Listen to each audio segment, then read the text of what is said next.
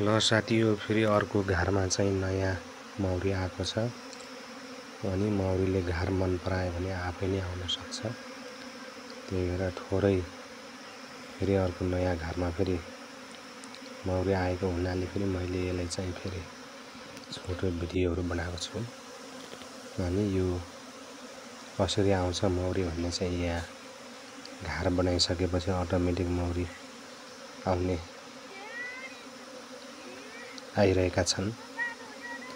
तपाईहरुले चाहिँ यहाँ देख्न सक्नुहुन्छ। मैले भर्खरै आएको मौरी तपाईहरुलाई चाहिँ यो क्यामेराबाट कैद गरेर तपाईहरुलाई देखाएको छु।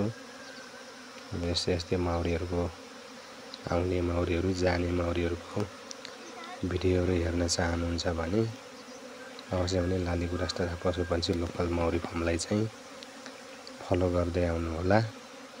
अवश्य पनि तपाईहरुलाई नयाँ कुराहरु चाहिँ सिक्नु हुनेछ र केही कुराहरु चाहिँ मैले तपाईहरुलाई सिकाउने छु। र यहाँ नयाँ मौरीहरु भर्खरै आएका तपाईहरुलाई चाहिँ मैले देखाएको छु। घार राम्रो भयो भने मौरी अटोमेटिकै आउँछ र तपाईको मौरी आउनको लागि चाहिँ पुरानो घार हुनुपर्छ। नयाँ घारमा चाहिँ त्यति छिटो आउँदैन। पुरानो घार मौरीको भागेर गएको र पुरानो घार भयो भने चाहिँ मौरी आफै अटोमेटिक कतै घार खोज्दै गर्ने क्रममा चाहिँ उले देख्यो भने अवश्य पनि आउँछ। त्यही भएर यो चाहिँ पुरानो घार हो। धेरै ठुलो बगाल मौरीहरु चाहिँ अहिले आइसकेको छ साथी हो। त्यसैले मैले तपाईहरुलाई चाहिँ कसरी मौरी आउँछ भनेर चाहिँ यहाँ देखाएको छु।